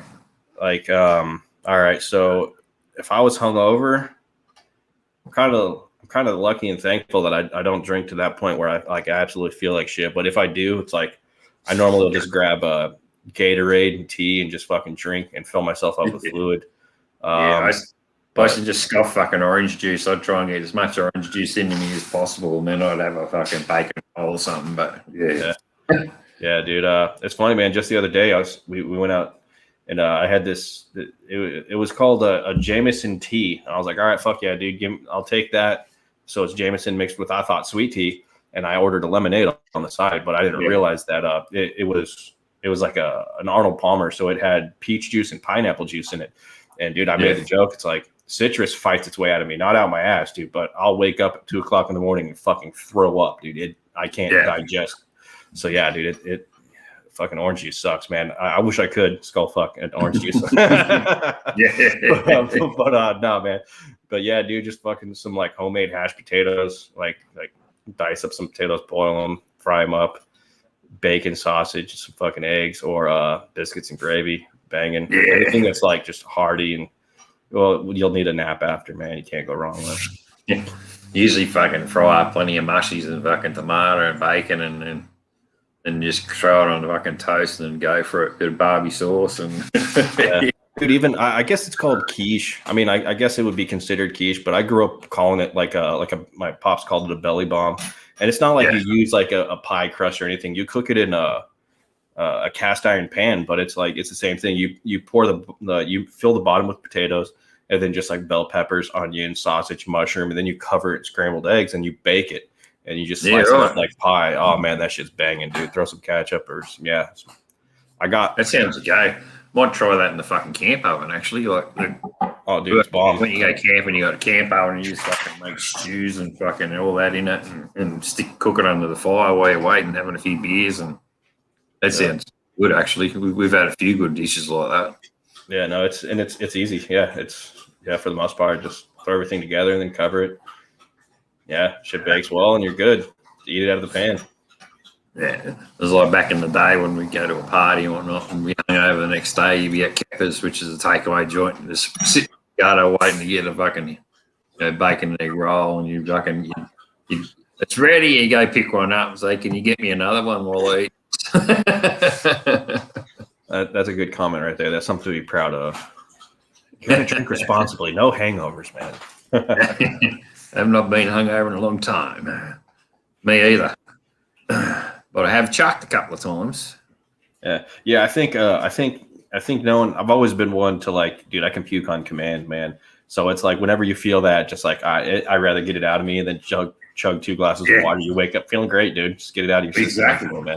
Even when I'm like I have a cold or a sickness, dude, it's just get it out, man, and start replenishing new fluids, man. I hit it hard. Well, fucking not the last 21st, but the second last 21st I went to is I went there. I fucking had 3 big long necks of fucking Coopers, and then I had a 10-back of double jack, and fucking smashed it all. And then we're in the car coming home. The air hits you, and you're sitting there, and it's open the door up when you got the carport, and blah! It's like, okay, that'll do. I'm right now, dude. Man, we probably like 5-6 years back, man. I went to a Christmas or Halloween party with my wife to her coworkers threw a Halloween party. And like I kind of just sat there and drank, and we were carving pumpkins, and it's like, dude, they gave us a ride back, and man, yeah, I wasn't feeling drunk until I got in the car, and then I ended up throwing up in the pumpkin on the way back, and I was like, I didn't think anything. It's like nobody saw me, and the next day it's just like, yeah, dude, you missed the pumpkin. Like, oh, I'm sorry. Nice. It was nice to meet you. Yeah, fun stuff, man. Better than the night before. Oh man, I don't know. Next one. Next one. What's your favorite thing you yourself like or love about your channel? Yeah. What's your favorite thing in your channel that you like? Well, to be honest, man, just the fact that I am slowly. I'd say the sporadicness, the fact that I don't think my channel is really tied to anything. You know, I do a lot of motorcycle content, even though like I don't. It's like I'm not a gearhead, you know what I mean? I don't. A lot of people can talk models, engines, and stuff like that, and I've never been shy to say, dude, that's not me. I'm not a gearhead. I love to ride, but I don't think I'm a biker by any means. Yeah. So, you know, one thing that I like about my channel is just the sporadicness, man. Like the fact that I can, go out and ride one day, then I can green screen. I've been doing those dreadfuls. Like I need to start doing more where it's like I tell true horror stories of, serial killers, and then cartoon the next day. I have a video of Biggie on the swing set here. It's just like, I started out just doing all those moto vlogs where it's like I was recording people around. I was getting people talking on the phone. And then it's just like, all right, dude, I want to do something different, man. And, it is that struggle because like we were talking about earlier, it's like you put so much work into like a style of video and it gets no views. And you're just like, well, fuck. Yeah. That hasn't deterred me from. Because every here and there, it's like, man, I gotta make a video about my 2020 Street Bob because that's all people care about. It's like, no, I don't, because that's not what I care about. Like, I've got it. I've done what I want to do to it. I'm gonna go fucking make a cartoon about my skateboard having a foot fetish. You know what I mean? So it's I just like the fact that I've kind of come to terms with, man, just do what you want to do, which sounds corny. Everybody says that. Oh, just be yourself. You know what I mean? As much as you want to think that, we still want views, we still want subscribers, and we still want exactly right. So it's like, in a nutshell, man, I like the fact that you can find a very wide variety of topics on my channel. You know what I mean? If you like me and you're like-minded like me, you'll find a handful of shit that maybe you haven't come across, and might like tickle your fancy. Yeah, that's exactly right. It's like same as mine. Originally, it started with the bike, and then now, because of the whole COVID thing, we bought the four-wheel drive, and that's really the only thing me and the missus can do together because she's got the osteo in her hands and can't ride herself now. We've bought the four-wheel drive, and we go bush, and we used to do that way back before we started dating. So it's just we're just living our life, but there's so much four-wheel drive editing to do, and in a way, we had that big flood earlier, and it's closed all the tracks off. So in a way, I'm lucky I got heaps of footage I can catch up on and get out there later on because the tracks are closed and I still got stuff I can edit and get out. It's just it will be 12 or 18 months old, but it's still still content. Yeah, exactly right. It's still content. And then your trail bike, I'm getting that all sorted and I want to go because the tracks are closed. I want to get out there on it. to see what tracks are open. So when we do go forward driving and camping again, and I can suss it out with the bike before we jam the 4-wheel drive up there. So it's just like you're saying, it's just what you do. It's not so much it's going to be bike content, and I will get out on the bike and that again because I've got to register it this month, and that's costly, so it's taken time. But yeah, man, it's like I said, everyone says be yourself, do what you want type of thing, but then in the back of your head, like you said, you always look at your subs and whatnot and want to get the content and that out there and want them to enjoy what you put out. But then in saying that, you got to enjoy it too. So you just do what you want to do, really. Yeah, it's funny, man. I know a handful of people who might.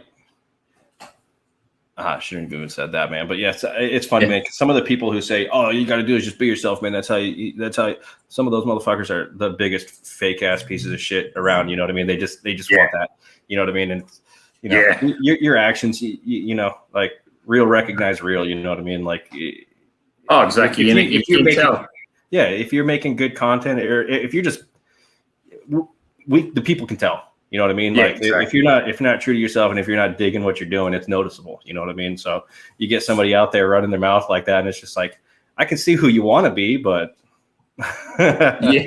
you're nowhere near it. Yeah, exactly right. Yeah. What in the long run, it's 100% good advice, man. Yeah, exactly right. But no, definitely on it. Because my stuff's all getting swamped with camping and 4-wheel drive stuff. I do want to try and level it out a bit with the bike stuff, but it's just what you can do and what you can do, and with the weather-wise and shit. The weather's been fucking floods and everything else, and you can't go fucking riding in the rain, so you got to do other shit. Yeah, trust me, man. I'm in the Pacific Northwest, man. We get like 5 months of sun a year, which. Luckily, not even luckily, I can't say. I started taking my truck apart this past winter, and I never put it back together. So I spent the majority of the winter riding through the rain and stuff. And it was nice. It was a good experience, you know. But now that I got my truck back, even on a nice day, it's like the convenience of stopping and going. It's like, yeah, right. I'm gonna take a truck, man. It's like, yeah, but yeah, man. I enjoyed that one you put on the other day where you up that bloke. He's fucking stood out in front of you or something, and you had to turn and you had to wait. One of your videos. Oh yeah, dude. Where I'm just you fucking toothless crackhead. Stood out in front of you or something. You go, I'm waiting for the fucking. Yeah, dude. It was like that here too. Yeah, it was the weirdest shit, man. Because like, so that's like I ride that road every day, so it's like, and there's only and you can see in that video somebody goes around me and passes. Well, they drove into oncoming traffic, and the person was stopped. And I'm used to that, It's FedEx, UPS, Amazon. They'll stop in the middle of the road, block the traffic, run, drop the pass. So I was just expecting to wait, but then they just started go around. It's like, dude, there's cars coming. I can't go around. And when I told them that, they started to get more and more mad because I was yelling back at them. And then his girlfriend got out of the car and she started walking towards me, man. I was like, dude, I'm about to mace a motherfucker on camera, dude. I can't wait. I'm waiting for the day. I don't know, dude, but. It de-escalated. And, I wish I would have had the camera on them instead of me, because when I said she was a toothless whore or whatever, a toothless junkie, dude, these were the only 2 teeth sticking out of her mouth. Just go around. It's just like, dude, just come on now. Like, yeah, man. Tacoma is very interesting, dude. Tacoma's that was funny. Me and the wife want to, we want to move within the next year. Yeah. And it's like, man, dude, if I move out of this place, dude, I'm going to be out of content, dude. I don't know what I'm going to do. I don't know, because I remember I was watching a few of your bike ones earlier on when you sort of moved there, and how nasty the streets are and all that around there. When you were moving, you were talking about growing up there in the day and whatnot. It seemed like, come across to me as a pretty nasty area. So you can totally understand why you want to move. Yeah, no, it's funny too, man, because like I've learned every city has its shitty parts, right? Every town, exactly. No matter where you go, and we live in a nice neighborhood. All my neighbors are really cool people, but I mean, drugs on the West Coast, I feel like it's like we've never seen this amount of, and I've talked to JT too, like, and he's just kind of, it's like we don't have any of that out east. You know what I mean? Like, yeah. It's all of our, West Coast states are just very, hey, we'll give you clean needles. We'll give you, all this incentive. So a lot of homeless people are getting kicked out of the East Coast, moving West Coast. The next thing you know, it's like we've got, transients walking around in nice neighborhoods. And you're just like, well, shit, you go to the gas station, you got people hanging out outside just because there's a mission down there giving them free bed, free food. And you're just like, when I moved to the city, because I'm not from the city, when I moved here, it's like I was giving them money. You know what I mean? I was sympathetic. Now I hate the cunts. Now it's like, dude, I wouldn't pull you out of a fucking burning fire. Like, as fucking as it sounds, you know what I mean? It's like you chose this. You chose this. You have so much government assistance to get you off your ass. Yeah. And it sucks because you see somebody struggling and you want to help. You know what I mean? Like, there's still that part of me. It's like, man, especially when I started interviewing them, it's like, where'd you come from? How'd you get on the street? How long have you been? You feel bad for them, but you also realize these people are here by choice for the most part. You know what I mean? Like, and I'm fully aware that at least people in the States, dude, we're one missed paycheck away from being homeless for the most part. Like the majority of us, you miss one paycheck. And some just live week by week and shit like that. Yeah, exactly. Yeah. So it's on the brink of everybody, it's scary times, but it's just especially now with this whole COVID shit, like even over here, like they're cutting benefits and whatnot, and then they're screaming murder because when they have a lockdown down in Melbourne way and whatnot, there's a week there where they got no wage and all that coming in, and they can't go out. I can go out and go shopping, but then they got to go straight back home and shit like that. But, yeah. And then you got landlords who aren't getting paid and threatening evictions and shit. They've been lenient enough, or they won't fucking do it anymore, and they can only do it so far too because they've got bills and shit to pay. But it's a vicious circle. Yeah, there's Big Bert says helping them by not helping them too. It's hard, man, because like I said, you feel for them, and I come from a real broken home, man. I ate at a dumpsters till I was like 16, dude. Like, so I understand that shit, and you can tell the difference between a struggling person who's counting change. And then somebody who's, I've met panhandlers who make more money than me in a day. Yeah. You know what I mean? So you can definitely tell somebody who's in a very bad spot. But they're also not out there. There's a lot of jobs for homeless people out here. You'll see them out there. They've got a homeless newspaper, and it's giving them an opportunity to make some money and stuff like that. So you can definitely tell the difference. And if you guys know my channel, you know me.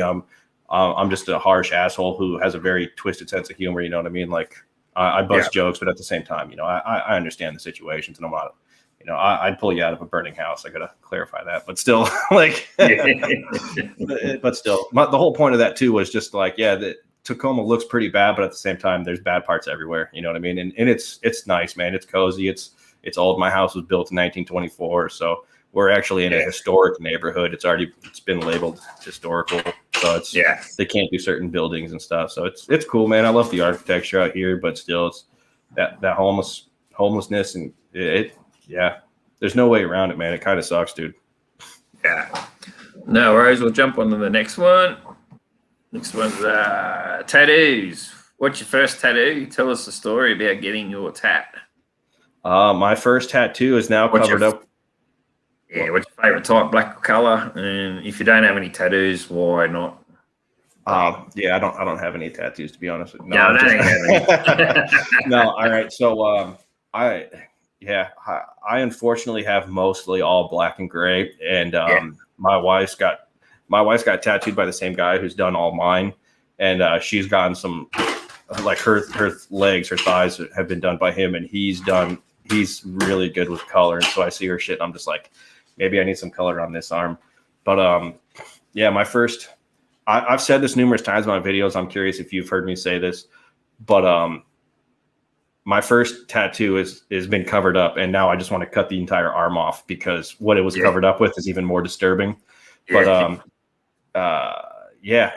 Choking Victim is a band I grew up loving. So they've got an album cover called No Gods, No Managers, and it's a guy in a suit and tie choking himself. And so I got that on my shoulder when I just turned 18, and I went to somebody else to add on to it, and he fucked it up. And so I had it covered up. And the guy who saw that told me at a young age, he's like, "You're going to get that covered up." I was like, "No, I'm not. I love this shit. I'm always going to have it." And he's like, "I wish I could be there the day you realize you were wrong." And sure enough, I got it covered. And now I tell that to people all the time. It's like all these people out protesting and all this stuff. I wish I could be there the day you realize, you look back and realize you were a fucking idiot 10 years from now. You know what I mean? Because everybody goes through it, right? I feel like everybody does. Yeah. But yeah, that was my first tattoo. I do prefer. I like the traditional. I like very vibrant colors, but colors also fade. So a strong black and gray tattoo is beautiful. I think certain tattoos deserve certain styles, right? So Yeah. you know, colored certain tattoos look way better colored than black and gray. Yeah, that's like my arm. Like I did that, and then the fella said, "You got free range, just do what you want." And he did it. He did the grey wash. And I seen someone probably a week or so later. He goes, "Geez, your tattoo's faded." Fuck, are you serious? You know, yeah, run along. You know, it's like, but, yeah, no, it's they're addicting too, man. Because it's like it's been a while since I've got one, and it's always the same shit too. It's like, all right, man, yeah, I want this, I got this, and then you sit there in the first 10 minutes, you're just like, why the fuck am I doing this? This was such a bad idea. Oh my god, what am I doing? If anybody ever tells you that a tattoo didn't hurt, oh, this spot wasn't that bad, they're fucking lying. Every tattoo sucks, dude. You're getting stabbed thousands of times, bro. There's no what? Yeah, up under there, the fucking tingled all the way up through my fucking 2 fingers. Like that's fucking tender there. Yeah, dude. Honestly, probably here. And like right here, like I got a like a stomach piece, but like it just felt like my entire sternum and rib cage was. Yeah. But fellow at work's got his chest done. He said the sternum's just so painful. He's covered in them. He goes, "Fuck, that was so." He had to tap out. He goes, "Just do the line work. Or come back later." Yeah, to sort of right across the edge of your knuckles sucked. Believe it or not, this spot sucks balls, bro. And then right in the thumb. I don't know why this hurts. Like that sucks, dude. Like Jesus, that sucks, man. I've always heard that like the pit is bad. It's not. I feel like the outside was pretty bad. I have up here too. That's not that bad. I got inside my armpit. That's not bad. I actually found the Achilles tendons. Where you got tendons, like especially there, like on your wrist, like when you got there, I just always had the picture in my head. You think of an elastic band, the fucking pin needle. Yeah. And drilling it, and like I got an ankle band too. And when he did me Achilles tendon, it was like when it got there, fuck, it killed too. So yeah, dude, do you have any on your legs? You got any on your legs? Oh, I had any around my ankle. I haven't got it on my legs. I know me one on his thigh, and he said it was fucking painful. He'd never do it again. He had a big hammerhead shark on black and grey on his thigh. Yeah, my lady, I think she sat for 6 or 7 hours to get her thigh done, and yeah, man, she was talking about how bad it was, and dude, I don't think I'll ever like.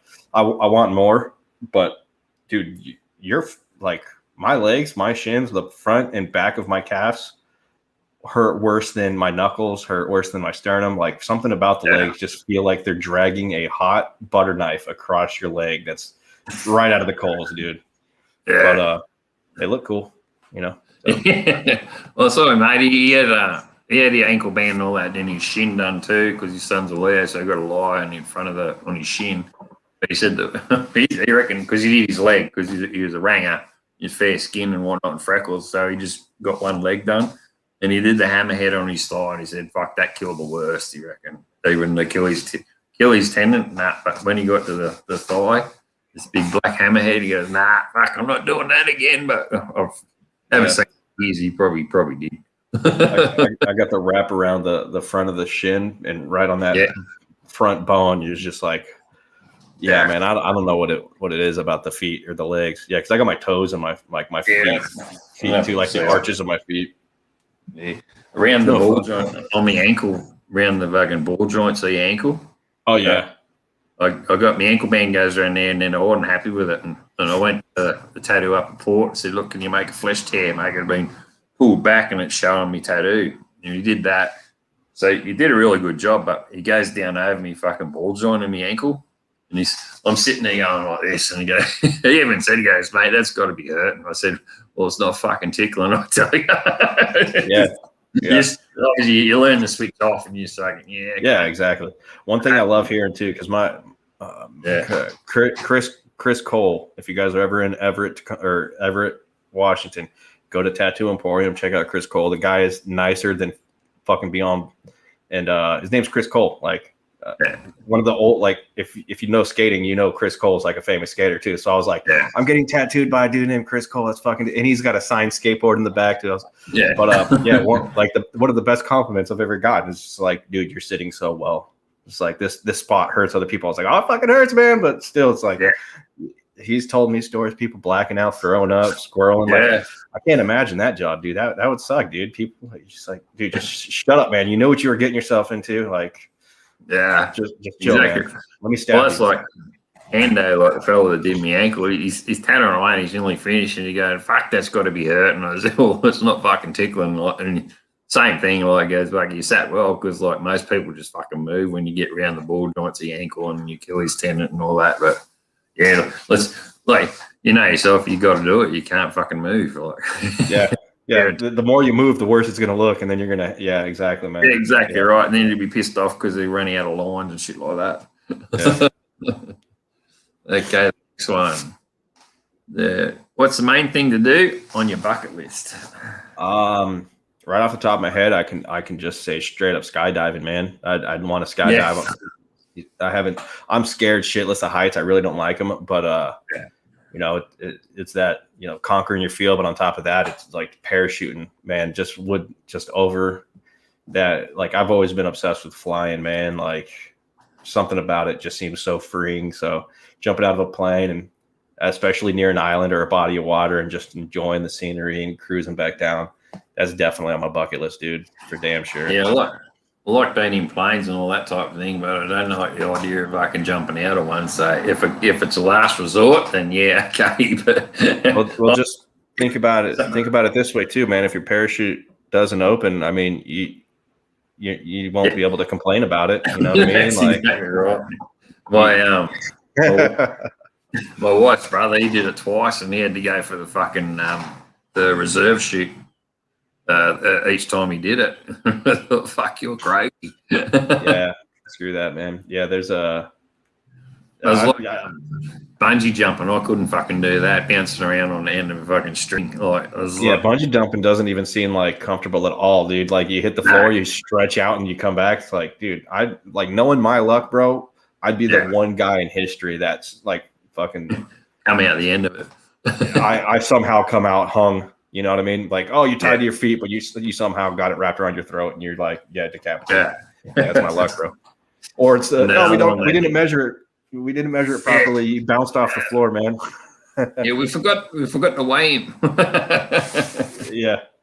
Have you seen those videos of it's kind of like a trick video where they attach it to the front of them, and the video is from the back, and it just shows them pushing them out, and then like he looks up, and it's not attached to the back, and people freak out like, oh my gosh, he died. But it's like an optical illusion. They tied it to your feet. So yeah, you're just like, oh, shit, man. Oh, we forgot to hook you up. Yeah. Heights don't do it for me. Yeah, that's exactly. You gotta conquer those. I'm fucking scared of heights, but then certain things like looking at a cliff face and shit.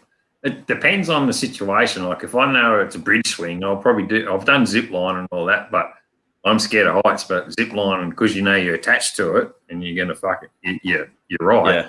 Did it in Vanuatu, all around the fucking tops of the jungle. It was about 4 or 8 kilometer line cable all around the trees, and it was awesome. I wanted to do it again when we finished it, but then you come to like bungee jumping, knowing that you're going to go to the end of that line, or fucking parachuting, bridge swing. At least you know in it, and you're just going to fucking swing. But just that extra factor there that you're going to not fucking make it, or there's more risk. It sort of plays on your mind a bit. Oh yeah. No, it's that gut drop. You know what I mean? That, like, the roller coaster, you peak, and then you're just like that initial oh shit before you actually come to, and you know what I mean? My pops did a bunch of parachuting, and I've always, I've asked him, it's like, dude, do you? Because in my mind, I'm just like, you have that constant feel of falling, and he's just like, dude, for the first couple of seconds it's there, and then it's gone, and you can absorb the world around you, and then you pull your chute, and it's just like you're sitting on the couch. So it's just like that. Yeah, I understand that, but it's until you fucking pull that chute, and like that. Yeah. And the free fall, like, feels like you're going to piss yourself because you're like, Dude, I love the videos of the people going tandems, right? The first parachute, and they black out, and the guy's sitting there, he's slapping the guy in the face to wake him up, and he opens himself up and he realizes he's fallen, he screams and blacks out again, he slaps him around. It's like, yeah, dude. Yeah. I would probably, yeah, it'd be scary as shit, but I mean, I feel like it's something. I mean, think about it, dude. Think about just the reality of that situation. A human being jumping out of a plane at what, how high do they do that? It's like 15,000 feet, maybe. Oh yeah, fucking yeah. However high you want, I think. And falling to the earth, you're just like, dude, that's epic, dude. That's You see them ones with the fucking suits on. They got they're like Batman. They fly down through the fucking canyons and shit like that. Yeah, if you want to see a really screwed up story, man, Trevor. I've been watching this guy on YouTube recently. I forget his name. Trevor something. I'll find it here. But he's got, he's one of those kids that has pretty much been sponsored by Red Bull his whole life. He's done gnarly shit. But he just posted a video like my best friend died wingsuiting, and he tells a story about the guy. His name's Johnny Danger or some shit like that. I forget. But it like, that's people who wingsuit, they know what's going to happen. The littlest thing, you're flying around 130 miles an hour clipping trees, but his buddy has a video of them both jumping off a cliff, and he's looking down and he sees what happens, and he has to fly for the next 3 to 5 minutes to get down to, and you just just the gut wrenching screams of him realizing what happened on his GoPro as he's flying and can't do. Yeah, man, that's like, wingsuiting seems interesting, but dude, that's next level. That's next level gnarly, man. Like, that's scary, dude. Nah, exactly. Like, I'll pass. yeah, exactly. You gotta be doing that for a long time to really. Trevor Jacob is the name of that guy. If you guys are interested, he's a hell of a storyteller, man. He just sits in front of a camera and tells his story. Dude's skates, dirt bikes, surfs, travel the world. The guy's awesome, man. Yeah. His house is built into a skate park, like walls of his house is. Yeah. Oh, really? Yeah. He's a cool dude. Pretty interesting story, man. Some very truthful guy too. So it's inspiring to sit down and just hear him talk. That's like, I was when I started skating, it was like, Bones Brigade 2 was the first movie that came out, and it was all Steve Caballero, Hosoi, and all that. It was all the ones I used to watch, Tony Hawk and all them. But I got to skate with Lance Mountain. I don't know if you ever saw that. Mountain, yeah. I don't know if you ever saw that. I got a photo with him. We skated the same pool a couple years back, Jefferson Skate Park. Really fucking nice guy, dude. That guy's like so quiet and so humble. Yeah, really cool. And I used to fucking trip out of Hosoi, like his cry stairs that he used to do and all that. And this is just the way he skated. He's just fucking fearless, I think. He's just ride and shit like that. He's just, pretty insane. Or kamikaze, I suppose.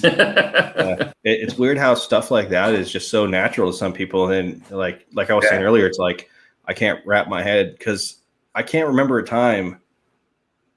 Like, I see people try to stand on a skateboard these days, and they can't have, like, I nothing in my brain makes sense of that. I see it and I'm just like, how can you not balance on it? Like, but I'm nowhere near as good as he is. And it's just seeing like that dude was born to do that. There's no other explanation. Like, shit just comes second nature to certain people, man.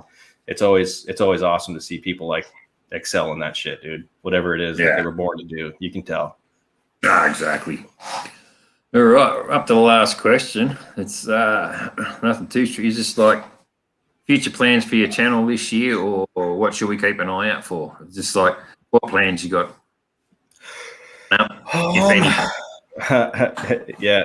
It's funny, man. I think I was on a live with the I think it was the Bearded Bobber a long time ago, and he was talking about how he'll sit down and he's got his calendar and his storyboards and stuff, and that blew my mind, man. I have a hard time kind of planning anything. You know what I mean? I'm one of those guys who's like, I haven't put a video out in a while. I should make something. Well, what do I want to talk about? You know what I mean? But for future, something I really want to do is I really want to take this cartooning, painting, art. Yeah. I want to take it serious, man, because like that's something I can make money doing outside. Like if I want to paint bikes, helmets, or anything, like that is a source of income. On top of that, cartooning and just I like to tell stories, man. Like a lot of people tell me I'm a one-upper, you know what I mean? It's not like I'm trying to outbeat your story. Your story reminded me of one of mine, and I love sharing stories. I love talking, man. Yeah, So it's exactly. so if I can cartoon and bring storytelling into a quirky animation that I couldn't, because one thing that I have an issue with is I've wanted to do so much with my channel, but I can't trust anybody to help me with it. Like I want to film certain, like I wanted to do a horror series for a long time. They call them ARGs, like alternative reality game. I wanted to incorporate it, and I don't want to give much away because I still might be able to. But it's like I can't have actors in my videos because I can't. I'm gonna have a hard time directing people. I'm gonna have a hard time. Oh, I don't like how you did that, dude. I'm too nice of a guy, believe it or not. I'm gonna take with what you did, and I'm gonna roll with the best I can. And I don't want to settle for shit. And then having other people work the camera, they're not gonna get the, you know what I mean. So it's very hard for me to do big stuff with my channel because like I can't trust anybody else with my idea. You know what I mean? It's probably a huge negative, you know. But yeah, future plans, man. Just keep doing what I'm doing, man. Just cartoon, paint, have fun, incorporate the dog somehow. Me and Skid Pig were talking a while back, and I'm kind of upset I never ran with it. But you know how those kids have toy channels, right? Where they unbox toys and they do that shit. Yeah. I wanted to do the same thing with my bulldog, take him to Petco and let him pick out a toy and do a fucking dog review and just like stupid shit like that. You know what I mean? Where it's just like so off the wall. It might just, you know what I mean? It's going to catch something, man. So I don't know. My goal, I guess, is just to keep reinventing the channel and having fun with it. Keep doing what you're doing and adding those other like your art and your art and painting and all that to it. Yeah. So, my goal is to get sponsored by sponsored by what's that sponsor? Viking Cycles. I want a pair of saddlebags for Viking Cycles. You fucking sacks of shit. You better give me some saddlebags, bro. I get sponsored by GoPro 360. They're gonna sling me a camera. No, dude. I take some serious sponsors, but I just like picking fun. I feel like Vikings, they've gone after every little YouTuber, you know what I mean? Like I was definitely hit, and that taught me at a very, you know, early time in my YouTube momentum that some things are worth fucking saying no to. Yeah. But subs are hard to fucking get enough as it is, and if I can do shit like that for other sponsors and stuff. I don't know. Yeah, I think certain sponsors are definitely worth. Yeah. No worries. I need to get back into my paint curing. I gotta check that out. Do you have videos? Because my pop started doing that, and I follow somebody on Instagram called 666 Rotten. I think her name used to be like Rotten Morgue. She's a fucking weirdo, but dude, she does some awesome shit, man. I think it is like _666 Rotten. Yeah. Followed her for a long time, man.